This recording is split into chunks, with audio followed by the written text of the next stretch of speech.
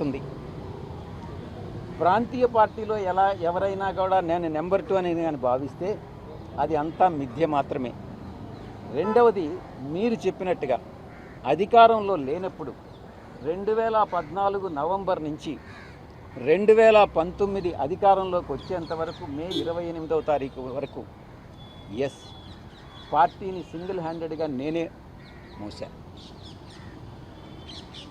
జగన్ గారికి నేరుగా ఆయన ఆదేశాలను తీసుకొని నేను, జగన్ గారు, ప్రశాంత్ కిషోర్ ముగ్గురు ప్లాన్ చేసి మిగతా అందరు నాయకుల్ని కలుపుకొని పార్టీని ముందుకు నడిపించాం. నేను అప్పుడు కూడా నెంబర్ 2గా భావించలే. ఆ తర్వాత కాలక్రమేణా అధికారంలోకి వచ్చిన తర్వాత ఒక 6 నెలలకి ఈ నెంబర్ 2 అనేటటువంటిది మిథ్య అనేటటువంటిది నేను కూడా గమనించాను.